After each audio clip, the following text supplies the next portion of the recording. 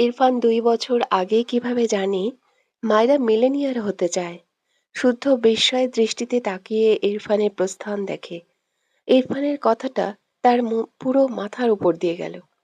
চোখ ঘুরিয়ে ফরাকে খুঁজলে দেখল নেই। ক্লাসে গিয়েছে হয়তো। তার ক্লাসের আর ১০ মিনিটের মতো টাইম আছে। ফোনে ফাইজের কল আসলে শুদ্ধ কল রিসিভ করে কানে দেয়। সে ফাইজকে কল দিয়েছিল, রিসিভ করেনি, এখন ব্যাক করেছে। কিছু বলবি? শুদ্ধ মিটিমিটি হেসে বলে, এনার লাভারের নাম্বার নিবি না?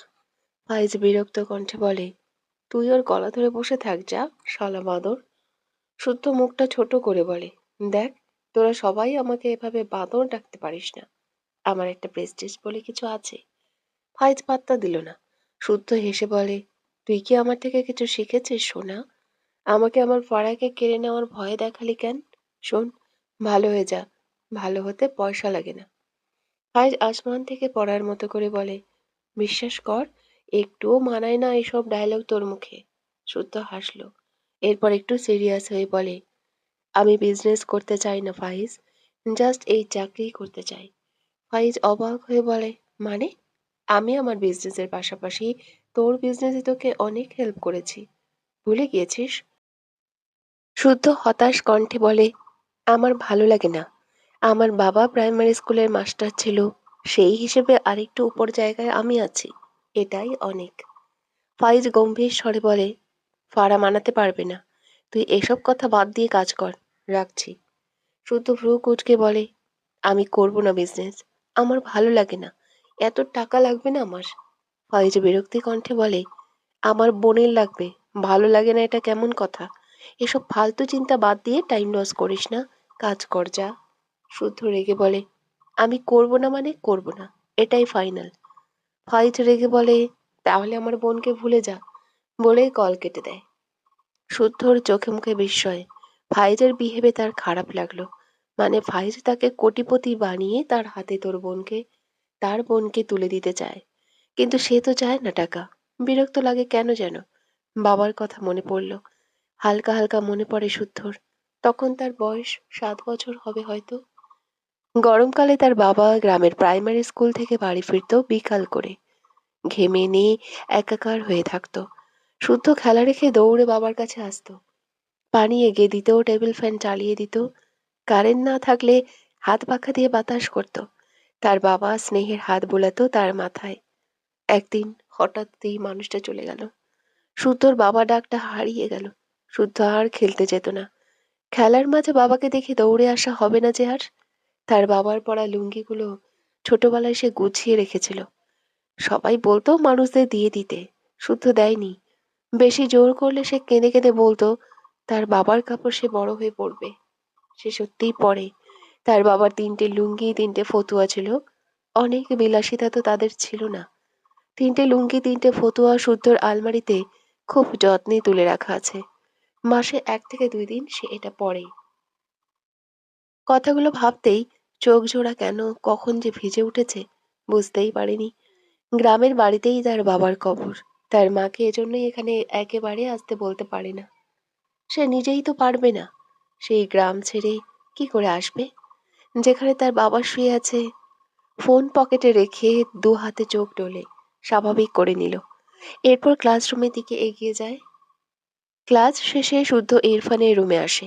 ইরফানকে দেখলো না, চুপচাপ গিয়ে বসলো একটা চেয়ারে। এরপর চোখ বুঝলো, ভালো লাগছে না কিছু। কিছুক্ষণ পর ইরফান তার রুমে এসে শুদ্ধকে দেখে ভ্রু কুঁচকে তাকায়। কিছু না বলে তার চেয়ারে গিয়ে বসে। শুদ্ধ চোখ মেলে ইরফানের দিকে তাকায়। ইরফান ফোনে কিছু করছে। শুদ্ধর দিকে একবার তাকিয়ে আবারও ফোনে মগ্ন হয়ে থাকে কিছু সময়। এরপর ফোন ডেস্কের উপর রেখে শুদ্ধর দিকে তাকায়। এই রেডিও চুপ থাকা ইরফান ভ্রু কুঁচকে তাকায় শুদ্ধর দিকে। শুদ্ধ চেয়ারে হেলান দিয়ে বুকে আড়াআড়ি ভাবে ২ হাত গুজে চোখ বুজে আছে। ইরফান গম্ভীর গলায় বলে, হোয়াট হ্যাপেন্ড? শুদ্ধ চোখ মেলে তাকায় ইরফানের দিকে। গালে হাত দিয়ে বলে, বউকে ভালো রাখতে, সুখী করতে কত টাকা লাগে ইরফান? ইরফান ভ্রু কুঁচকে বলে, লটস অব মানি। একটু থেমে বলে, সে যখন যা চাইবে এটা সেকেন্ড টাইম চাওয়ার আগেই সবকিছু তার সামনে এনে দেওয়া প্রয়োজন। কিছু একটা চুজ করলে তার বিকল্প আরো অনেকগুলো তার সামনে হাজির করা প্রয়োজন। যেন সে পিছু ফিরে না বলে, যেটা নিয়েছি এটার মতোই ওইটাও সুন্দর। এই ভাবনা ভাবার টাইমটায় সে তার পার্সোনাল পার্সনকে নিয়ে ভাববে। সে না চাইতেও তার হাসব্যান্ড তাকে তার পছন্দের সবকিছু এনে দিয়েছে। That's feeling is a very important, and এই ফিলিংস মানি ছাড়া ইম্পসিবল।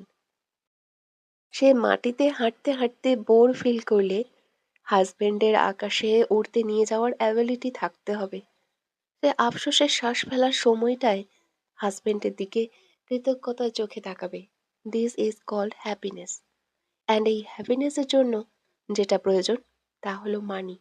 আর মানি অ্যারেঞ্জ করতে প্রয়োজন আ লট অফ হার্ড ওয়ার্ক।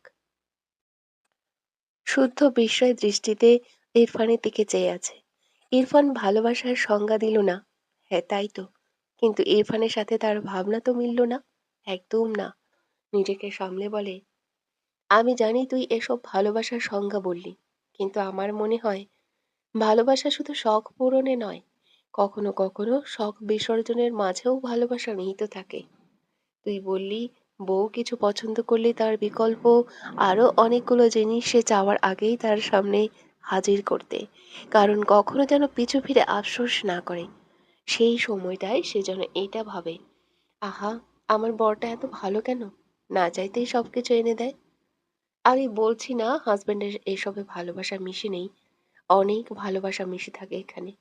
কিন্তু বউ কোনো কিছুর অভাবে আফসোস না করে যখন সেই স্বামীর হাতটাই আঁকড়ে ধরে, সেখানেও তো কম ভালোবাসা মিশে থাকে না। সবসময় পছন্দের জিনিসের পাশাপাশি বিকল্প জিনিস এনে দিলেই সেখানে সুখ বয়ে আসে না। কখনো কখনো অনেক লোভনীয় জিনিসের মাঝ থেকে হাজবেন্ড ভালোবেসে একটা সস্তা জিনিস এনে দিলে, সে নারী তার হাজবেন্ডকে ভালোবাসলে তার কাছে সেই সস্তা জিনিসটাই অনেক লোভনীয় হয়ে যায়। এটাকেও সুখ বলে। এর জন্য টাকার প্রয়োজন হয় না, প্রয়োজন হয় একটা সুন্দর মনের। ইরফান চেয়ারে হেলান দিয়ে তীক্ষ্ণ চোখে শুদ্ধর দিকে চেয়ে রইল কিছু সময়। এরপর সোজা হয়ে বসে ঠোঁট বাঁকিয়ে সূক্ষ্ম হেসে বলে, you are right brother, but I am not wrong. In fact I am even more right than you. তোর কথা সঠিক, তবে আমার কথাটা ভুল নয়, বরং তোর কথার চেয়েও বেশি সঠিক। একটু থেমে ইরফান আবারও বলে, ফর এক্সাম্পল, ওয়াইফ সিক হলে অনেক বড় বড় ডিজিজ দেখা দিলে এর ট্রিটমেন্ট করাতে অবভিয়াসলি টাকা লাগবে। যদি টাকা না থাকে, দেন ট্রিটমেন্টের অভাবে সে মারা যাবে।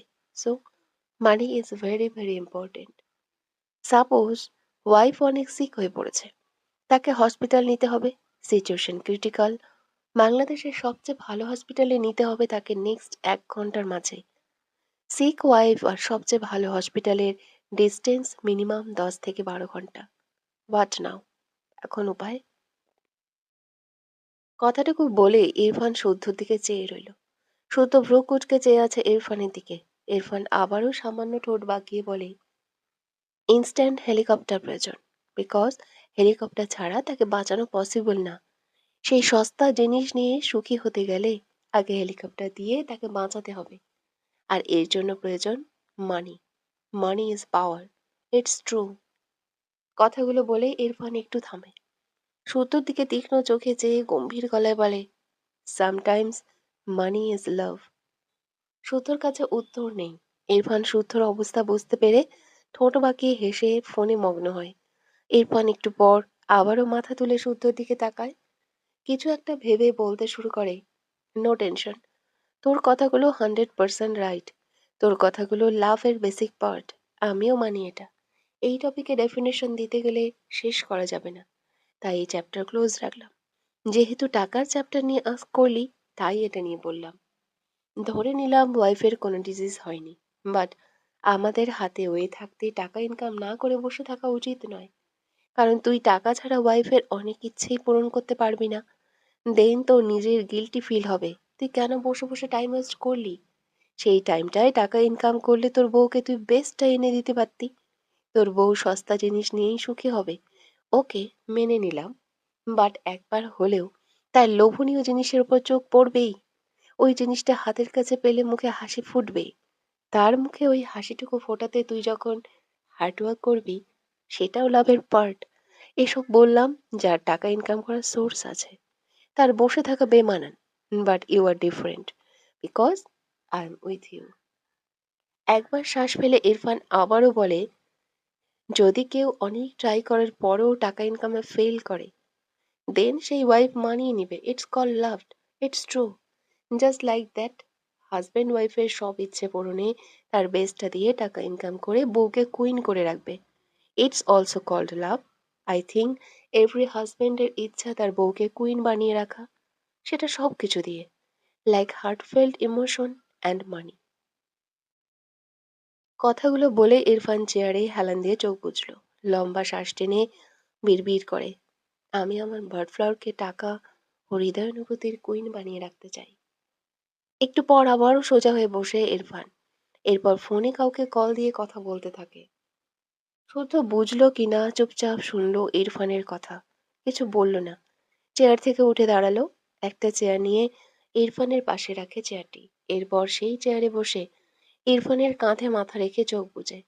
ইরফান ঘাড় বাঁকিয়ে শুদ্ধর দিকে ভ্রু কুঁচকে তাকায়, চিন্তিত কণ্ঠে বলে, হোয়াট হ্যাপেন্ড?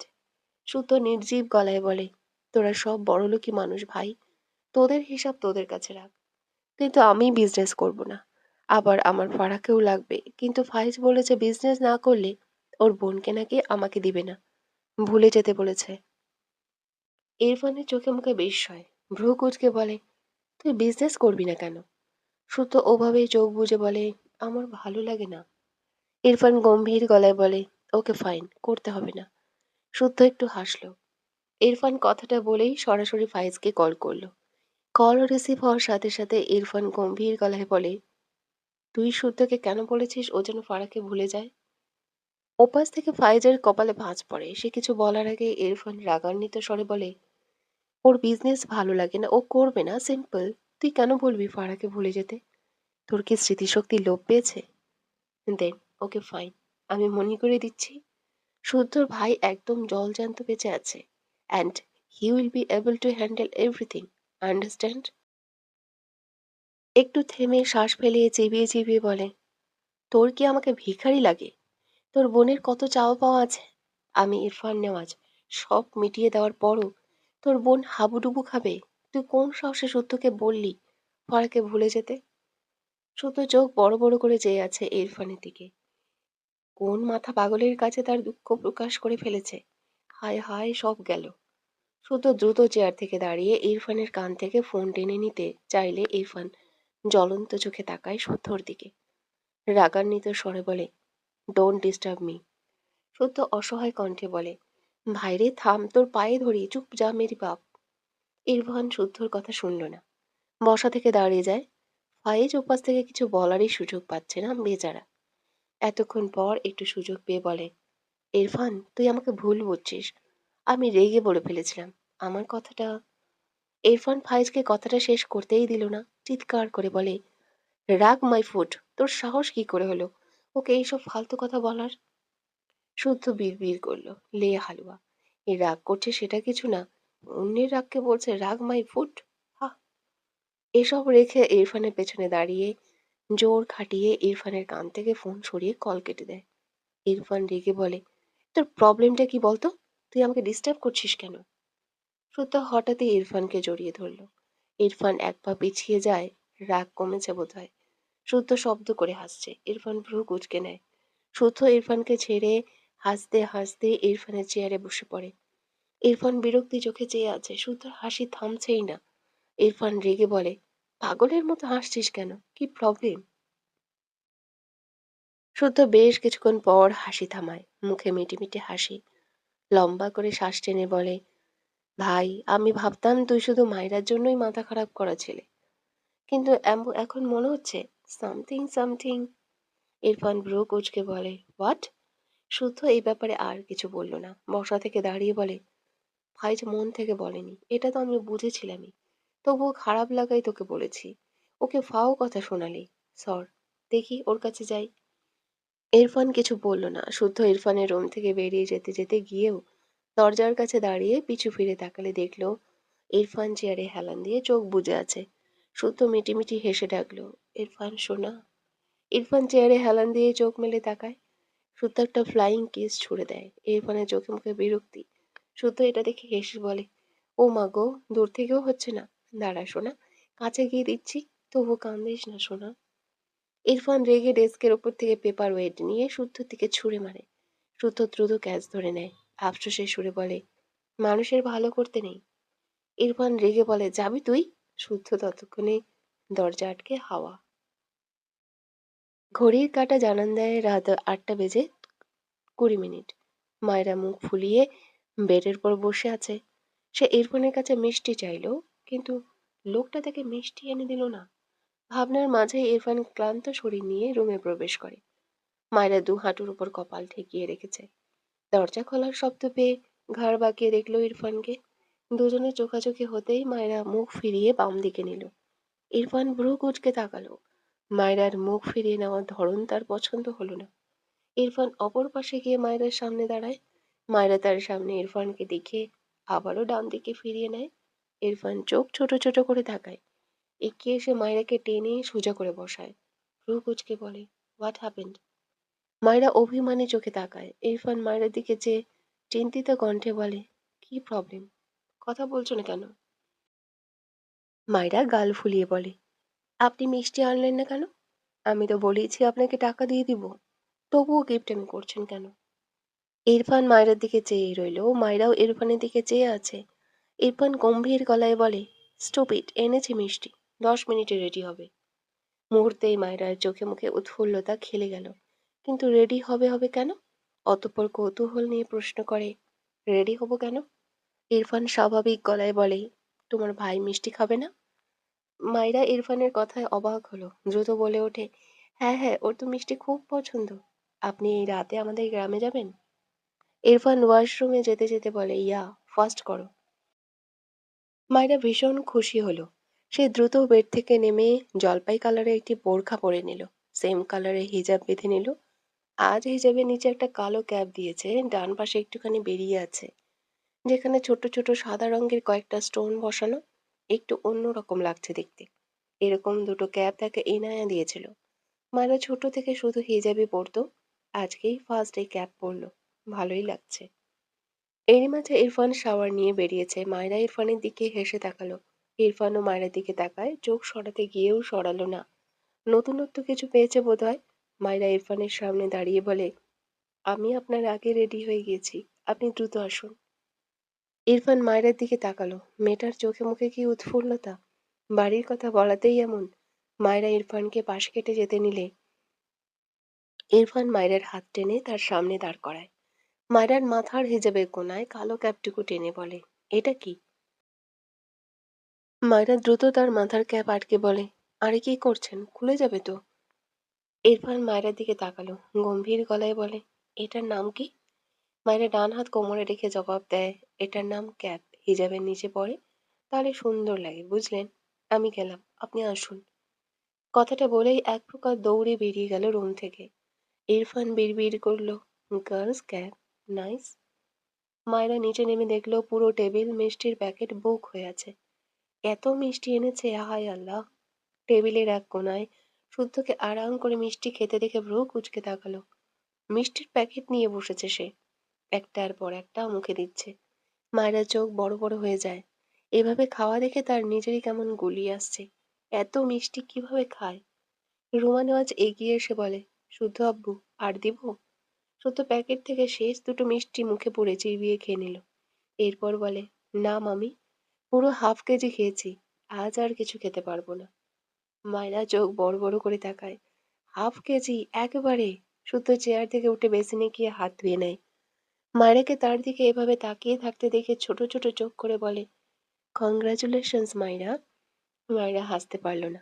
সে কখনো কাউকে একেবারে এত মিষ্টি খেতে দেখেনি। শুদ্ধ টিস্যু দিয়ে হাত মুখ মুছে হেসে বলে, আমার মিষ্টি খাওয়া দেখে ভয় পেও না। আরো হাফ কেজি খেতে পারবো। একটু রেস্ট নিচ্ছি আর কি। ইরফান ওপর থেকে নেমে মায়রার হাত ধরে বাইরে যেতে থাকে। শুদ্ধ পেছন থেকে হেসে বলে, তোর বউ আমার মিষ্টি খাওয়া দেখে শখ পেয়েছে। তুই একটুখানি স্পেশাল মিষ্টি দিয়ে দিস। ইরফান মায়রার বাড়ির জন্য 10 কেজি মিষ্টি নিয়ে এসেছে। মায়রা তার মাকে শুধু একবার জিজ্ঞেস করেছিল সে কেমন আছে। আর কোনো কথা বলেনি। আপাতত তার ঘরে লাবিবকে কোলে নিয়ে বসে আছে মায়রা। সামনে একটু বাটিতে 5টি মিষ্টি যা লাবিব আরামে তার আপুর কোলে বসে খাওয়ায় ব্যস্ত। মায়েরা লাবিবের কাঁধে থুতনি রেখে লাবিবের খাওয়া দেখছে। চোখ জোড়ায় পানি চিকচিক করছে। তার ভাইটা আর মাকে ছাড়া তার কি যে খারাপ লাগে। এই কথাটা কাকে বোঝাবে সে? কেউ নেই শোনার। লাবিব মুখ ভর্তি মিষ্টি নিয়ে ঘাড় বাঁকিয়ে তার আপুর দিকে তাকিয়ে মিষ্টি করে হাসে। মায়েরা ডান হাতে ঝাপসা চোখ মুছে লাবিবের দিকে চেয়ে হেসে বলে, কেমন লাগে ভাইয়া? লাবিব মুখের মিষ্টিটুকু চিবিয়ে গিলে নেয়। এরপর মায়রার দিকে ঘুরে বসে দুহাতে মায়রার গলা জড়িয়ে ধরে বলে, অনেক মজা। আমার আপু তুমি। মায়রা দুহাতে তার ভাইকে জড়িয়ে হেসে বলে, নিহালের আপুই আমি। লাবিব সাথে সাথে মায়রার গলা আরো শক্ত করে জড়িয়ে বলে, হি না না, তুমি শুধু আমার আপুই। মায়রা মুখ টিপে হাসলো। নিহাল নামের একটি ছেলে তাদের পাশের বাসায় থাকে। লাবিবের সামনে তাকে কোলে নিতেও পারতো না আগে। লাবিব কান্না জুড়ে দিত। তার কথা তার আপুই এর কোলে শুধু সে থাকবে। লাবিব কিছু একটা ভেবে মায়রার কোল থেকে নেমে দৌড় দেয়। মায়রা ডাকলো, সে শুনল না, দৌড় দিল। মিনিট তিনেকের মাঝেই হাতে একটা খাতা এনে বেডের উপর বসে উঠে বসে। মায়রা চেয়ে আছে। লাবিব দুপা মেলে পায়ের উপর খাতা মেলে পেজ উল্টায়। মায়েরা গালে হাত দিয়ে দেখছে লাবিবের কাণ্ড। লাবিব কিছু একটা বের করে খাতায় আঙুল দিয়ে মায়েরার দিকে তাকিয়ে বলে, আপুই দেখ, আমি আর তুমি। মায়েরা একটু নিচু হয়ে দেখলো পেন্সিল দিয়ে কাঁচা হাতে দুটো মানুষ এঁকেছে। একটা মেয়ে, তার কোলে বাচ্চা। যদিও আঁকাতে পারেনি, তবে মায়েরা বুঝলো, মুখে হাসি ফুটলো। লাবিবকে টেনে তার কোলে বসিয়ে বলে, এটা কিভাবে এঁকেছিস? লাবিব মন খারাপ করে বলে, আপুই আমার কাছে আসে না, তাই আমি এঁকেছি। মায়রার চোখ থেকে টুপ করে এক ফোঁটা পানি গড়িয়ে পড়ে। লাবিবের গালে অসংখ্য চুমু খেয়ে বলে, এই যে আপুই এসেছি, অনেক সুন্দর হয়েছে এটা। আবার আসবো আপুই, আচ্ছা ভাইয়া? লাবিব হাতের খাতা রেখে মায়রার গলা জড়িয়ে হেসে বলে, আপুই আবার আসবা, কি মজা। মায়রা দীর্ঘশ্বাস ফেলল। ডান হাতে চোখ মুছে মুখে হাসি ফোটালো।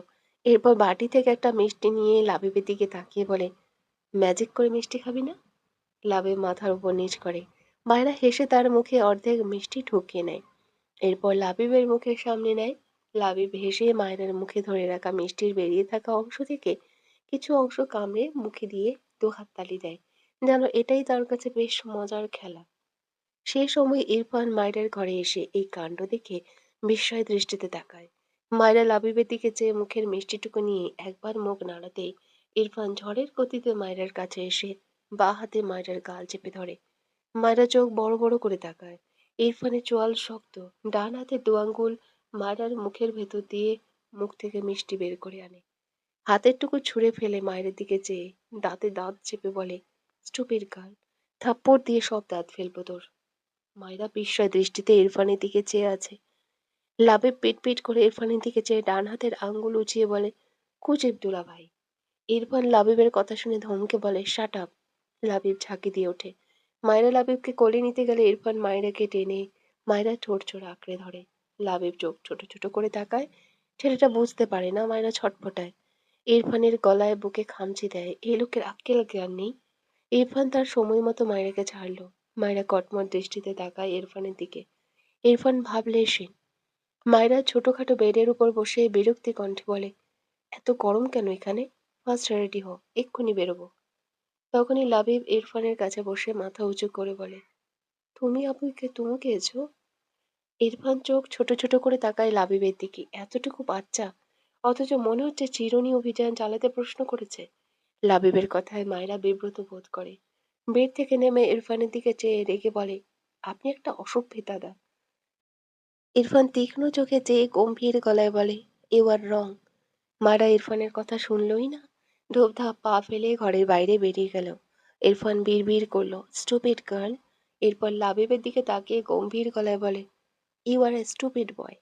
লাবিব কথার অর্থ বুঝতে না পেরে বোকা চোখে চেয়ে থাকে ইরফানের দিকে। আবারও বলে, তুমি আপুই কি তুমি খেয়েছো কেন? ইরফান কিছুটা অবাক কণ্ঠে বলে, ও আমার ওয়াইফ, তাই কিস করেছি, আন্ডারস্ট্যান্ড? লাবিব অবুঝ গলায় বলে, উইপ কি? ইরফান চোখ ছোট ছোট করে বলে, বউ, ও আমার বউ, বুঝেছো? লাবিব আবারও অবুঝ গলায় বলে, বউ কি? ইরফান ঠোঁট বাঁকায় সামান্য, অতঃপর আগ্রহী গলায় বলে, বউদের আদর করতে হয়, তুমি বড় হলে বুঝবে। লাবিব ভাবনায় ব্যস্ত হয়ে যায়।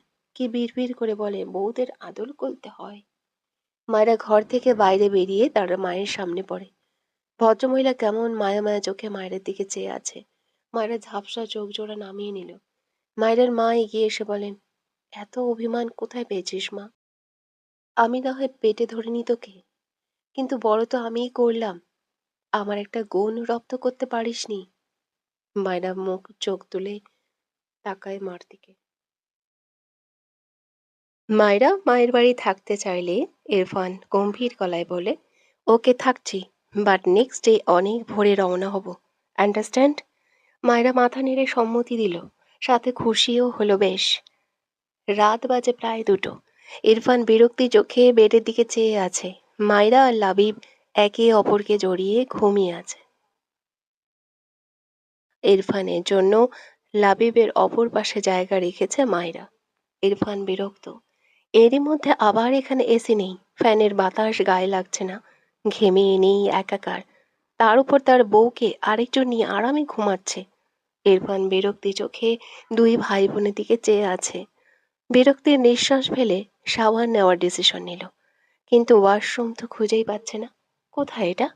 চরম বিরক্ত ইরফান। আগে জানলে শুদ্ধদের বাড়ির চাবি নিয়ে আসতো। শুদ্ধরা না থেকে সে ফেঁসে গিয়েছে। ভাবনা রেখে একটা গামছা দিয়ে শরীর মুছল। এরপর মায়রার পাশে এসে দাঁড়ায়। সামান্য ঝুঁকে মায়রার থেকে লাবিবকে ছাড়িয়ে নেয় বেশ কসরত করে। লাবিবকে কোনায় রাখে, অপর পাশে একটা বালিশ রাখে যাতে লাবিব পড়ে না যায়। এরপর মায়রাকে মাঝে দিয়ে এসে বাঁ কাত হয়ে মায়রাকে ঘেঁষে শুয়ে পড়ল। ডান হাতে মায়রাকে তার দিকে ঘুরিয়ে নেয়। মায়রাও ঘুমের ঘোরে ইরফানের গলা জড়িয়ে ধরে। এরপর ইরফান এবার বোধহয় একটু শান্তি পায়। মায়রার গলায় মুখ গুজে সূক্ষ্ম হাসে। একটু পর বাচ্চা কণ্ঠে ইরফান চোখ তুলে তাকায়। এই ঘরে জিরো লাইটের পাওয়ারটা একটু বেশি। ইরফান সামান্য মাথা উঁচু করে দেখল লাবিব ঘুম ঘুম চোখে বসে তার দিকে চেয়ে আছে। এগিয়ে এসে বলে, তুমি আপুকে ধরছো কেন? ইরফান চোখ ছোট ছোট করে চেয়ে বলে, এটা আমার বউ, তাই আমি ধরেছি। তুমি ঘুমাও। লাবিব হাত বাড়িয়ে বলে, এটা আমার আপুই, আমি ধরবো, তুমি ছাড়ো। ইরফান মায়রাকে শক্ত করে ধরে বলে, নো, এটা আমার বউ, আমি ধরবো, তুমি তোমার বউকে ধরে ঘুমাবে। লাবিব অবুঝ গলায় বলে, আমার বউ কোথায়? ইরফান ঠোঁট বাঁকিয়ে বলে, তুমি বড় হলে তোমাকে বউ এনে দিব, এখন আমাকে ডিস্টার্ব করো না। লাবিব মানল না। এগিয়ে এসে মায়রার কাঁধে হাত রেখে ডাকে, আপুই। ইরফান লাবিবের মুখ চেপে ধরে বলে, তুমি দেখছো না আমার বউ ঘুমাচ্ছে, ওকে ডিস্টার্ব করছে কেন? লাবিব ইরফানের হাত সরিয়ে বলে, আমি আপুইকে ধরে ঘুমাবো, তুমি আপুইকে ছাড়ো।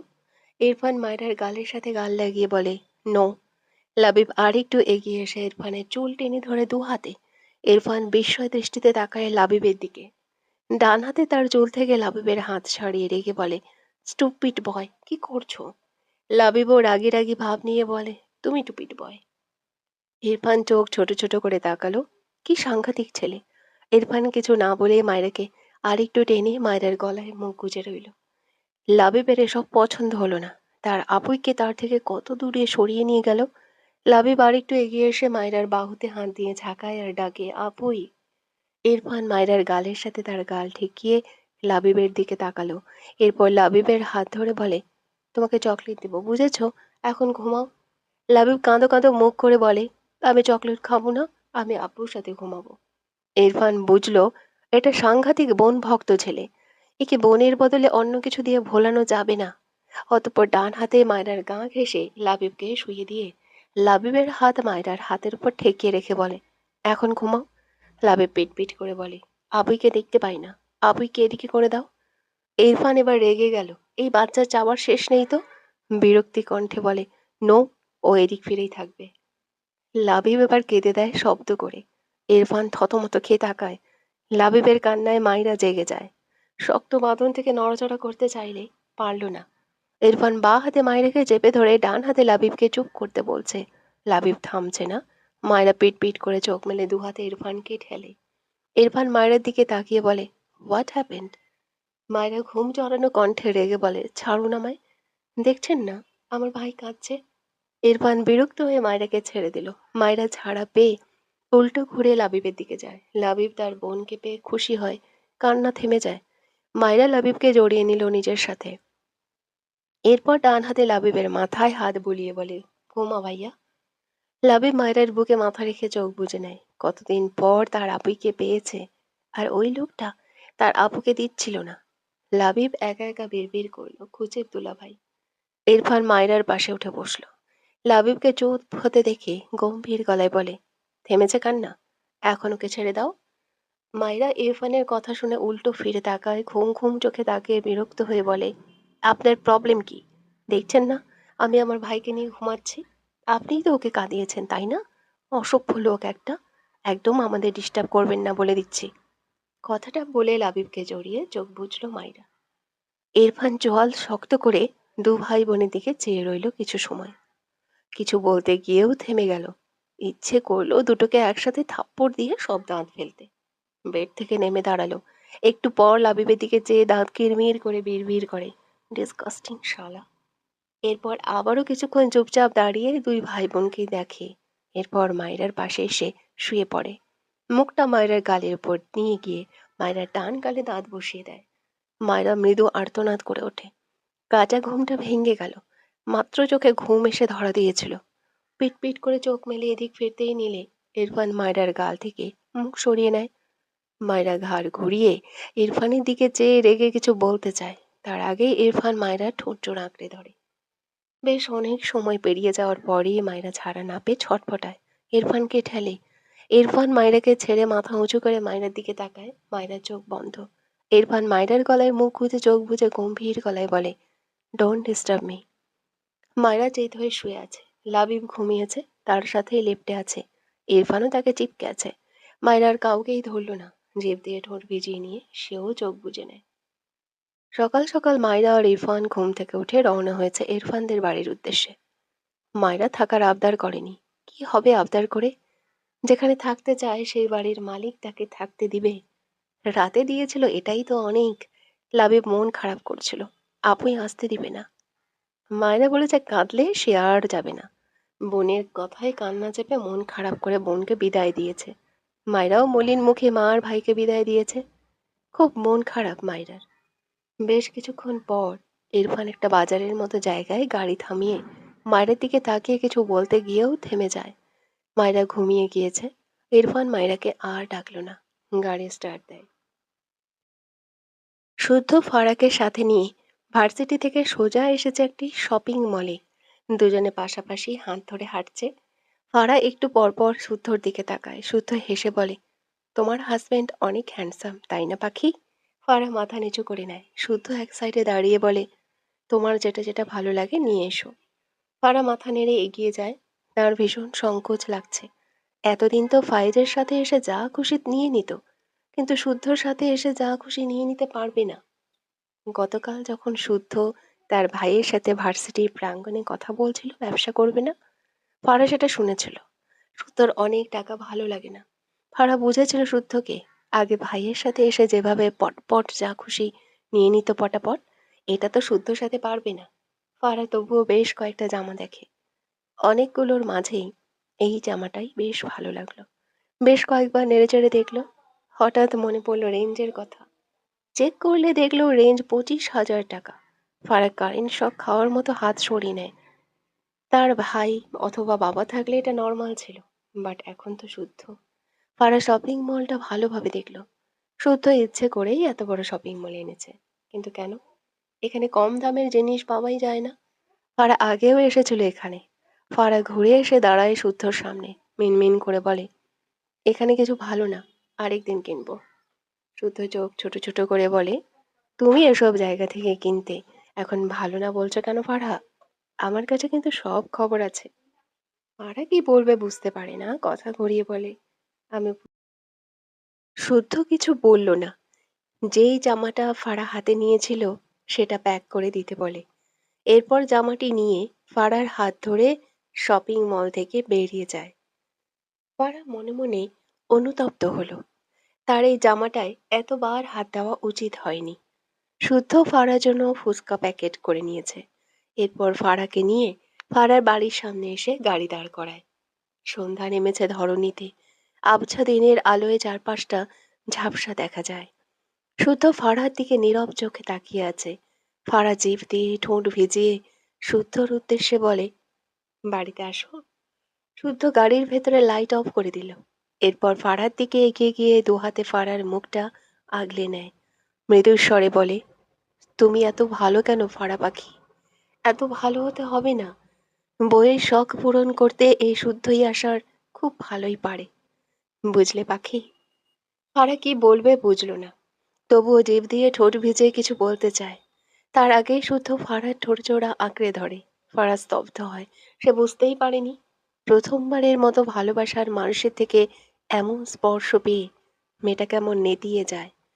বেশ কিছুক্ষণ পর শুদ্ধ ফারাকে ছেড়ে আদুরে সুরে বলে, তুমি অনেক টেস্টি তো ফারা পাখি। ফারা লজ্জায় চোখ মুখ খিচিয়ে রাখে। শুদ্ধ তার সিটে বসে শার্টের 3টে বোতাম খুলে ফেলে। ব্যস্ত স্বরে বলে, তুমি এক্ষুনি যাও ফারা পাখি, নয়তো সর্বনাশ হবে তোমার। ইয়া আল্লাহ, শ্বশুর বাড়ির আশেপাশে বাসর সারলে আমার প্রেস্টিজ পাঞ্চার হয়ে যাবে। ফারা শুদ্ধর দিকে তাকালো না। দ্রুত গাড়ি থেকে বেরিয়ে এক প্রকার দৌড় দেয় বাসার দিকে। শুদ্ধ ফারার অবস্থা দেখে ঠোঁট কামড়ে হাসল। শুদ্ধ ফারাকে রেখে ইরফানদের বাড়িতে এসেছে। এখানে তার মা আছে, সাথে গ্র্যান্ডমা। নিজের বাড়ি গিয়ে কি করবে? কিন্তু ব্যাপারটা হলো, এই বাড়িতে এসে ইরফানের ঘরের সোফায় গা এলিয়ে বসে আছে। ডান পা মেলে পা নাড়ায়, সাথে ফোনে মগ্ন। একটু পর পর ইরফানের দিকে তাকায়। যে রকিং চেয়ারে বসে ল্যাপটপে কিছু করছে। ইরফানই মূলত ডেকেছে শুদ্ধকে। ডেকেছে কেন? এটা বলতে 3 ঘন্টা লাগাচ্ছে। শুদ্ধ বিরক্তি কণ্ঠে বলে, তুই বলবি নাকি আমি যাব? ইরফান বিরক্তি ভরা চোখে তাকায় শুদ্ধর দিকে। শুদ্ধ ভ্রু কুঁচকে বলে, কি মহান কাজ করতে হবে বলে গার্লফ্রেন্ডের মতো তোর সামনে বসিয়ে রেখে ল্যাপটপে ডুবে আছিস? কথাটা বলেই শুদ্ধ একটু থামে। এরপর গাল চুলকে ভাবুক ভঙ্গিতে বলে, এই 1 মিনিট, তুই কি কোনোভাবে মায়রাকে আমার সাথে গুলিয়ে ফেলেছিস? বিশ্বাস কর সোনা, আমি তোর ভাই, নট বউ। ইরফানকে এখনো তার দিকে চরম বিরক্তি ভরা চাহনিতে তাকিয়ে থাকতে দেখে মিছিমিছি অসহায় মুখ বানিয়ে উঠে দাঁড়ায় শুদ্ধ। এরপর ইরফানের সামনে দাঁড়িয়ে নিজের শার্ট প্যান্ট দেখিয়ে দেখিয়ে বলে, এই দেখ, আমি শার্ট পরেছি, প্যান্ট পরেছি। চামদাড়িতে হাত বুলিয়ে বলে, এই তো, দাড়িও আছে, এবার চিনছিস তো? ইরফান রেগে বলে, থাপ্পড় খেতে না চাইলে চুপচাপ বস বেয়াদব। শুদ্ধ মিটিমিটি হেসে বলে, তুই আমাকে এখনো বউ ভাবছিস? তাহলে একটা চুমু খা সোনা। এভাবে দূরে দূরে রাখছিস কেন? বলছি, কোথায় বসবো? ইরফান দাঁতে দাঁত চেপে বলে, আমার মাথার উপর। শুদ্ধ একটু উকি দিয়ে ইরফানের মাথা দেখার চেষ্টা করে। তারপর ইরফানের দিকে চেয়ে ইনোসেন্ট ফেস বানিয়ে বলে, সোনা, বলছিলাম যে তোর মাথা খুব ছোট বুঝলি। আমার পাছা ধরবে না তোর মাথার উপর। তাহলে কিভাবে তোর মাথার উপর বসবো? ইরফান চিৎকার করে বলে, শুদ্ধ, তুই লাথি খাবি এখন আমার পায়ে? শুদ্ধ দৌড়ে গিয়ে সোফার অপর কোণায় বসে পড়ে। ইনোসেন্ট ফেস বানিয়ে বলে, চৌচরি চৌচরি। ইরফান রেগে হাতে ল্যাপটপ ছুঁড়ে মারতে নিলেই শুদ্ধ চিল্লিয়ে বলে ওঠে, এই থাম থাম, ওটা ল্যাপটপ। ইরফান থামলো। বিরক্তির নিঃশ্বাস ফেলে আবারও কাজে মনোযোগ দেয়। শুদ্ধ মিটিমিটি হাসলো, আর জ্বালালো না। বেশ কিছুক্ষণ পর ইরফান শুদ্ধর সামনে একটি পেপার বাড়িয়ে দিলে শুদ্ধ ফোন থেকে দৃষ্টি সরিয়ে ইরফানের ধরে রাখা পেপারটির দিকে তাকায়। ইরফান গম্ভীর গলায় বলে, এখানে একটা সাইন করে দে। শুদ্ধ ফোন সোফার উপর রেখে পেপারটি তার হাতে নেয়। এটা শেয়ার ট্রান্সফার ডিড। ডিডের একটা লাইনের চোখে পড়ল শুদ্ধর, আমি ইরফান নেওয়াজ এই মর্মে ঘোষণা করছি যে আমি আমার মালিকানাধীন company Nawaz global trade limited এর মোট 1000 শেয়ারের 500 শেয়ার আমার ভাই শুদ্ধ ইয়াসারের কাছে হস্তান্তর করছি। লেখাটা পড়ে শুদ্ধ বিস্ময় দৃষ্টিতে তাকায় ইরফানের দিকে। বসা থেকে উঠে দাঁড়িয়ে থেমে থেমে বলে, তোর মাথা আছে না গেছে? ইরফান ভ্রু কুঁচকে বলে, আছে, সাইন করে দে। শুদ্ধ ছ্যাদ করে ওঠার মতো করে বলে, হয় আমারে পাগল কুত্তায় কামড়াইছে যে আমি এটাতে সাইন করব, ধর এটা। ইরফান বিরক্তি কণ্ঠে বলে, সাইন করে দে। শুদ্ধ মাথা চুলকে বলে, এসব কি পাগলামি শুরু করলি? আমি বিজনেস করব। তুই আর ফাইজ তোরা দুজন একটু নিঃশ্বাস নে। ইরফান গম্ভীর গলায় বলে, ইয়োর উইশ, বাট এখন এটাতে সাইন করে দে। শুদ্ধ সাথে সাথে বলে ওঠে, অসম্ভব। ইরফান রেগে বলে, চুপচাপ সাইন করে দে, নয়তো থাপ্পড় খাবি। শুদ্ধ কিছু বলতে গিয়েও থেমে যায়। মায়রা হাতে একটা ট্রে নিয়ে দাঁড়িয়ে আছে। শুদ্ধ মায়রার দিকে তাকিয়ে হেসে বলে, মায়রা, তোমার বর আমায় বড়লোক বানাতে চায়। আমি এত টাকা কি করব বলো তো? তাই ভাবছি, চলো আমি আর তুমি ডেটে গিয়ে টাকাগুলো উড়াধুরা খরচ করে আসি। কথাটা বলার সাথে সাথেই ইরফান শুদ্ধর হাত থেকে পেপারটি কেড়ে নেয়। শুদ্ধ আড়ালে হাসলো। ঠিক জায়গায় টোপ দিয়েছে। এদিকে মাইরা বোকা চোখে ইরফানের শুদ্ধর দিকে চেয়ে আছে। শুদ্ধ সুযোগ বুঝে ঘর থেকে বেরোনোর জন্য দুপা এগুলে ইরফান শুদ্ধর শার্টের কলার টেনে ধরে। দাঁতে দাঁত চেপে বলে, সাইন না করে এক পাও নড়তে পারবি না। শুদ্ধর মুখ আবারও অসহায় হয়ে যায়। উল্টো ঘুরে ইরফানের দিকে তাকিয়ে সিরিয়াস হয়ে বলে, ইরফান, আমি এটা নিতে পারবো না। প্লিজ জোর করিস না। আমি বসে বসে কেন তোর কোম্পানির শেয়ার নিতে যাব? আমার নিজের কাছেই নিজেকে ছোট লাগবে। আমি আমার বিজনেসটাতেই ফোকাস করব আগের মতো। আর পাগলামি করিস না, সোনা ভাই তুই আমার। ইরফান গম্ভীর গলায় বলে, গিফট করছি। গিফট একসেপ্ট করতে হয়, রেজেক্ট নয়। শুদ্ধ কেমন অদ্ভুতভাবে তাকালো ইরফানের দিকে। ইরফান চোখের ইশারায় সাইন করতে বলল। শুদ্ধ নিজেকে সামলে নিল। মাঝে মাঝে এত ইমোশনাল হয়ে যায় এই ঘ্যাটতাড়াটার জন্য। অতঃপর ইরফানের হাত থেকে পেপারটা নিয়ে হেসে বলে, গিফট একসেপ্ট করতে হয়, রিজেক্ট নয়। কথাটা মনে থাকে যেন। এটা বলে পেপারে সাইন করে দেয়। ইরফান শুদ্ধ থেকে পেপারটি নিয়ে সূক্ষ্ম হাসল। ঘড়ির কাঁটা জানান দেয় রাত ৮টা। মায়েরা মাগরিবের নামাজ পড়ে ঘুমিয়েছে। শুদ্ধ যাওয়ার পর ইরফান ল্যাপটপে প্রায় ঘন্টা খানেকের মতো কাজ করলো। ভার্সিটিতে কিছুদিন পর এক্সাম। সেসব কোশ্চেন রেডি করলো। এরপর উঠে দাঁড়ায় রেডি হতে। আপাতত অফিসে ইম্পর্টেন্ট একটা মিটিং আছে। শার্ট প্যান্ট ব্লেজার সহ সব পরে নেয়। এরপর আয়নার সামনে দাঁড়িয়ে হাতঘড়ি পড়তে পড়তে ঘড়ির ভেতর লেখা গুচিতে চোখ বুলালো। মায়রার বলা বুচি শব্দটা মনে পড়লে ঘাড় বাঁকিয়ে মায়রার ঘুমন্ত মুখ পানে চাইল। মুখাবয়ব গম্ভীর, না চাইতেও ঠোঁট বাঁকিয়ে সূক্ষ্ম হাসল। মায়রা ঘুমের ঘোরে বিড়বিড় করে ডেকে ওঠে, শিশুয়ালা। ইরফানের কান সজাগ হয়। ঘরের ফ্যান বন্ধ, এসি দেওয়া, এজন্য শুনতে অসুবিধা হয় না। ইরফান এগিয়ে যায় মায়রার দিকে। মায়রা ঘুমের ঘোরে আবারও ডেকে ওঠে, শিশুয়ালা। ইরফান মায়রার পাশে বসে মায়রার দিকে ঝুঁকল। মায়রার ভারী নিঃশ্বাসের শব্দ পায়। ডান হাত বাড়িয়ে মায়রার গালে রাখে। মায়রা আবারও ডেকে ওঠে, শিশুয়ালা। ইরফান ঠোঁট বাঁকায়। মায়রার ঘুমের ঘোরে কথা বলার হ্যাবিটটা বেশ ভালোই এনজয় করে। মৃদু স্বরে বলে, বলো। মায়রার কপালে বিরক্তির ভাঁজ। আদো আদো স্বরে বলে, তুমি যেও না। ইরফান মায়রার ঠোঁটে একটা চুমু খেয়ে মৃদু স্বরে বলে, আমার অফিস আছে, যেতে হবে।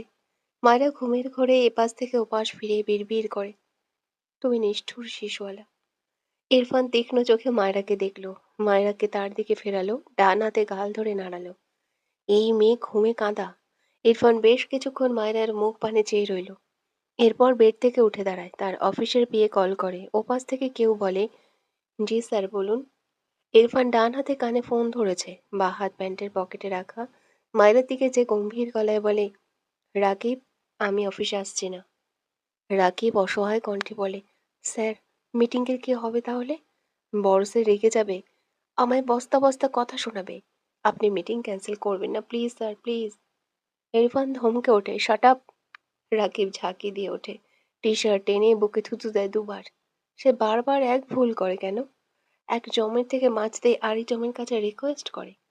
ইরফান বিরক্তি কণ্ঠে বলে, অ্যাট ফার্স্ট আমার কথা মনোযোগ দিয়ে শোনো। জি স্যার, আমি ভিডিও কনফারেন্সের মাধ্যমে মিটিংয়ে জয়েন হব। নেক্সট 15 মিনিটসের মাঝে ম্যানেজ করো। জি স্যার। ইরফান কল কেটে দেয়।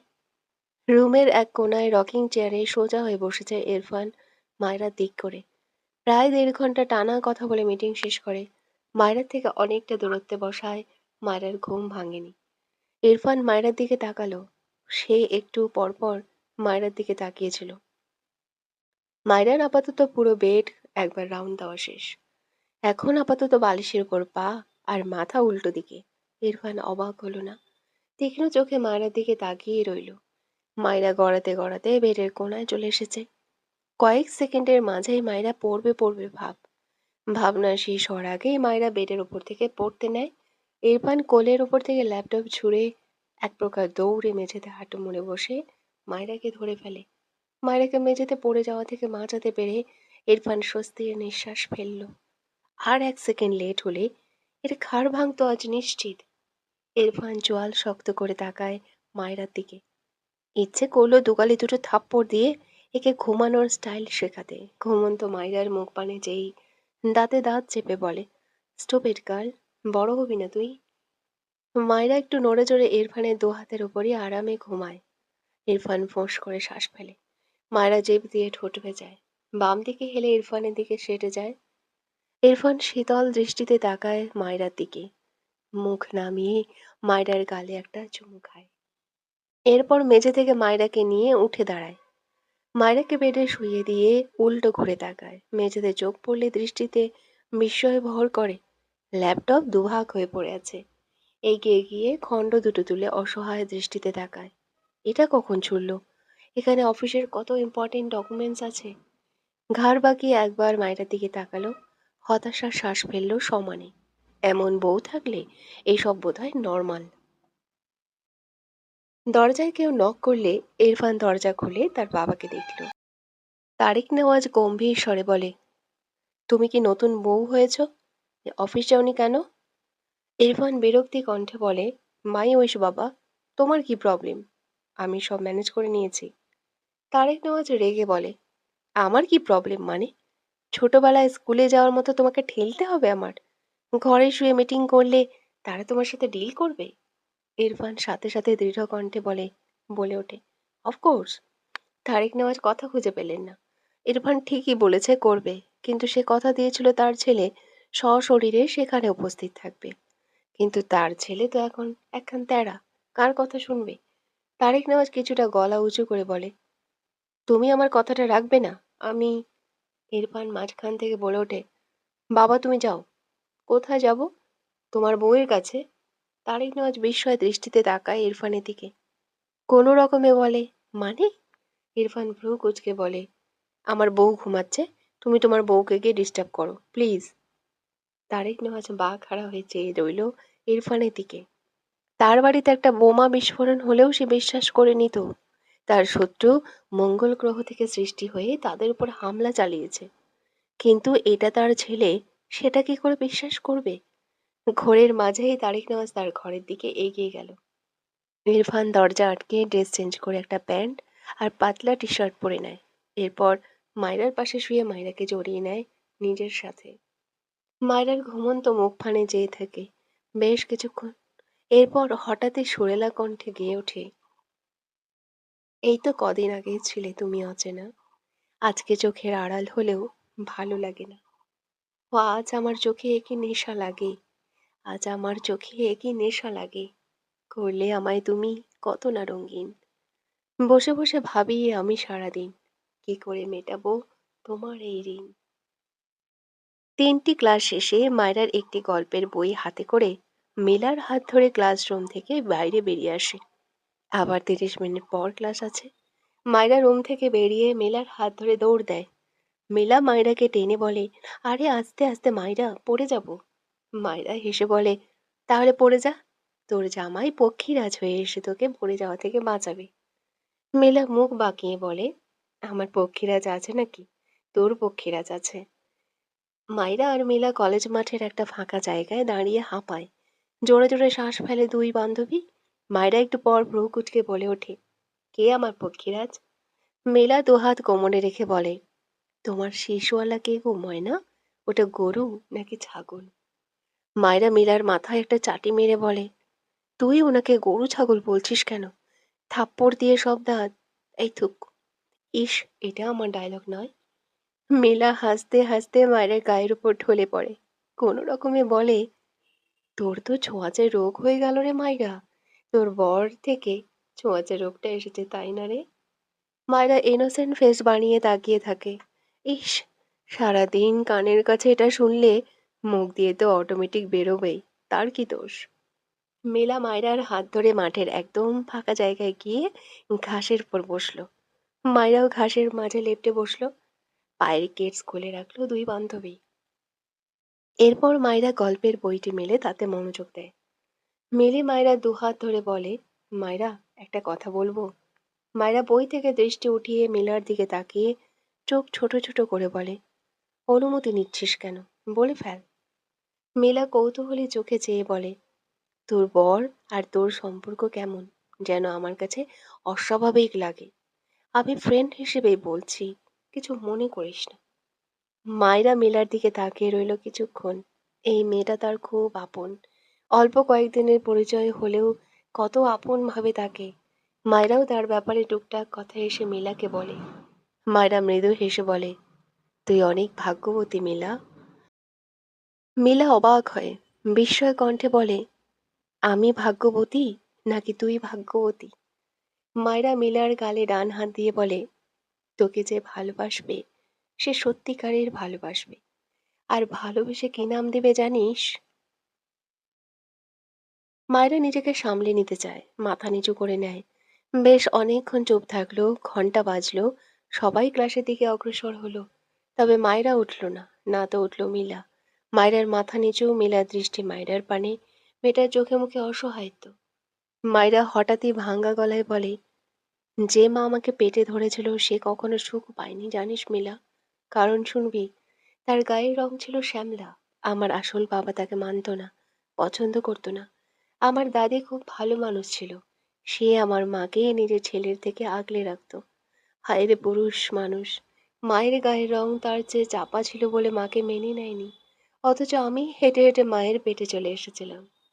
কথাটা বলেই মায়েরা বিদ্রূপের হাসি হাসে, মেলার দিকে ভেজা চোখে তাকায়। অতঃপর বলে, কি বুঝলি মিলা?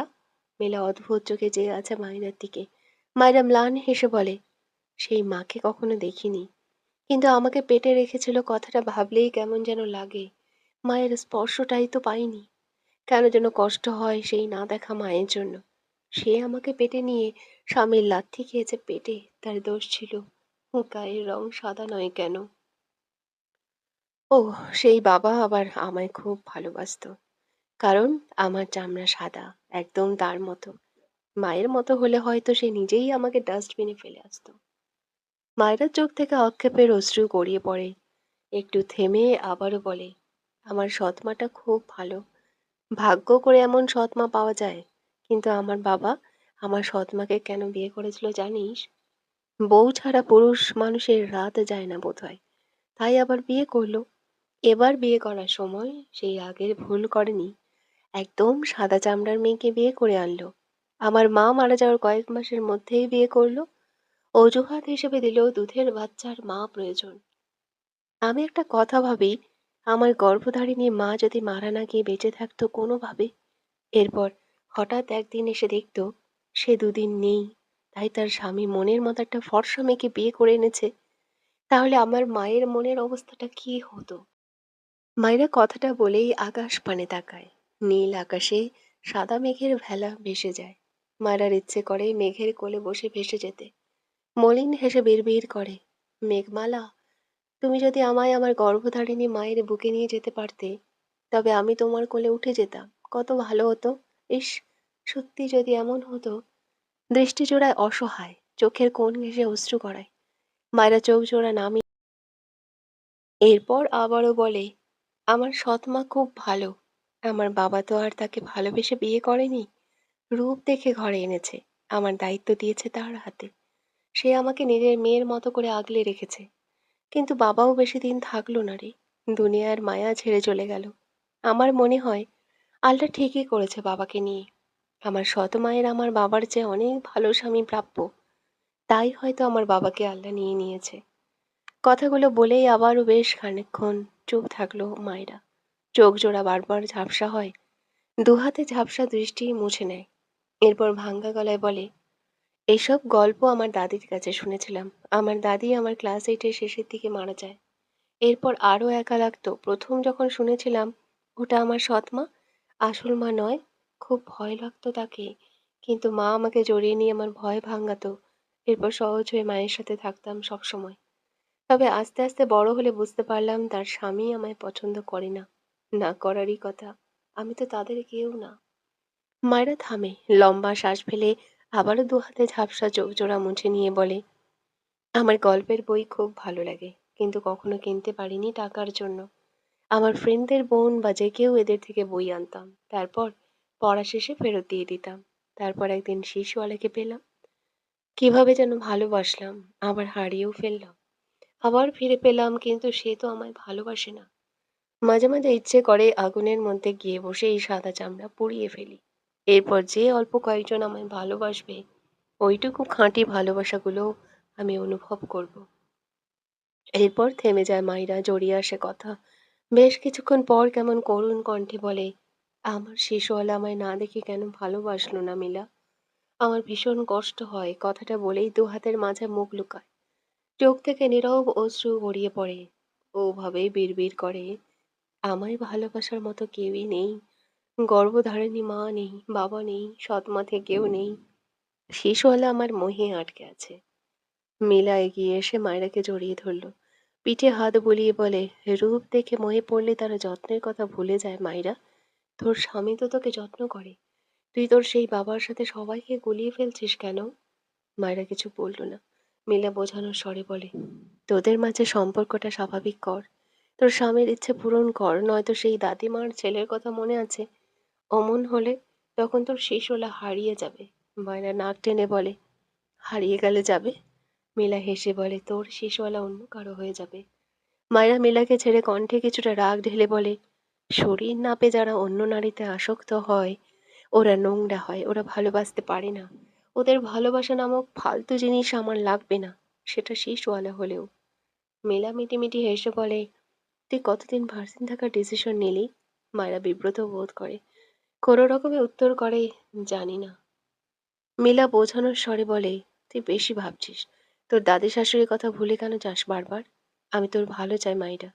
তোর যদি এই বিয়েটা ভেঙে যায় তখন কি হবে ভেবেছিস একবারও? সমাজে একটা ডিভোর্সি মেয়ের জায়গা কোথায় থাকে জানিস না? তাদের তো বাবা মা থাকে, তবুও সেই মেয়েকে কত ভুগতে হয়। আর তোর পাশে কে থাকবে বল? তোর সৎ মা তোকে ভালোবাসে, কিন্তু চাইলেই তো পাশে থাকতে পারে না। তুই তোর স্বামীর ইচ্ছে পূরণ করে দে বোন, নয়তো পরিণতি অন্য কিছু হলে তোর কি হবে বল? মায়েরা স্তব্ধ চোখে মিলার দিকে চেয়ে রইল। একটা কথাও বলল না, শুধু চেয়েই রইল। মিলা বিরক্ত হয় মায়েরার নীরবতায়। এ পর্যায়ে রেগে বলে, তুই সবসময় 10 লাইন বেশি বুঝিস। যখন রাস্তায় বের করে দিবে, তখন এসব ভালোবাসা জানালা দিয়ে পালাবে। ভালোবাসার আশায় বসে থাকতে থাকতে তোর স্বামী তোকে ধাক্কা মেরে বের করে দিয়ে আরেক রূপবতীকে ঘরে তুলবে। তখন রাস্তায় ভিক্ষার থালা নিয়ে ঘুরিস। এত আবেগ দিয়ে দুনিয়া চলে না। আবেগের ঠেলায় স্বামীকে কাছে আসতে না দিয়ে আঙ্গুল চুষে খা। তারপর সে আরেকজনকে আর বলতে পারে না। মাইরা রেগে মিলার গালে একটা থাপ্পড় মেরে দেয়। মিলা অবাক হয়ে তাকায় মায়রার দিকে। মায়রার চোখ দুটো লাল। চোখ থেকে অবাধ্য নিঃশব্দ কান্নাগুলো টুপ করে গড়িয়ে পড়ে। অনেকক্ষণ পেরিয়ে যাওয়ার পরও মায়রাকে এমন এক ধ্যানে নিজের দিকে চেয়ে থাকতে দেখে খারাপ লাগে মিলার। মেয়েটা কেমন যেন শখ পেয়ে অশ্রু বিসর্জন দেয় তো দেয়ই। মিলা বুঝলো সে হাইপার হয়ে অনেক ভুলভাল বলে ফেলেছে। অতঃপর মায়রাকে ঝাঁকিয়ে বলে, সরি মাইরা। মায়রার ধ্যান ভাঙলো বোধহয়। ভাঙ্গা গলায় বলে, অন্যকে টানছিস কেন বারবার? মিলা ছোট করে বলে, কারণ ছেলেরা মৌমাছির মতো।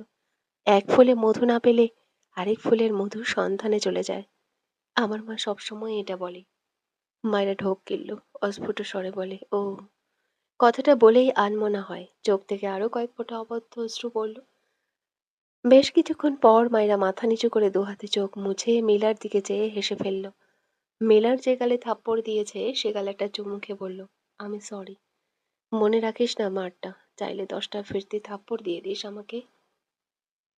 এরপর কোলের উপর রাখা বইটি নিয়ে উঠে দাঁড়ালো। মায়রাকে উঠতে দেখে মিলাও উঠে দাঁড়ালো। মায়রা হেসে বলে, তুই ক্লাসে যা মিলা, আমি একটু ওয়াশরুমে যাব। মিলা অবাক হলো না।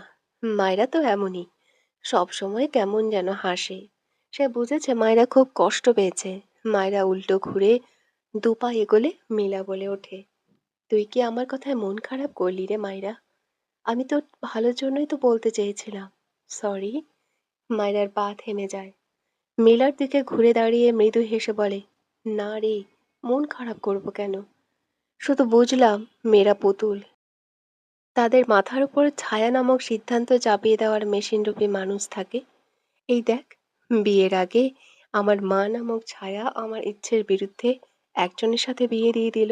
এখন আমাকে সেই সংসার বাঁচাতে নিজেকে বিলিয়ে দিতে হবে, নয়তো স্বামী অন্য নারীতে আসক্ত হয়ে যাবে। এখন এখানে আমি সেই সিচুয়েশনের জন্য প্রস্তুত নই। তবুও আমার ইচ্ছের কি আর আসে যায়? সংসার বাঁচাতে হবে তো। আমাদের চাওয়া পাওয়া সব ছুঁড়ে ফেলে স্বামীর চাওয়া মেটাতে হবে। এটাই। কথাটা বলে আর দাঁড়ালো না। ওয়াশরুমের দিকে যেতে যেতে মলিন কণ্ঠে বলে, ছোটবেলায় লুডো খেলতাম না? আমার গুটি খেয়ে নিলে আমি কাঁদতাম। আর এখন জীবনের এত জটিল জটিল খেলা দেখি আর হাসি।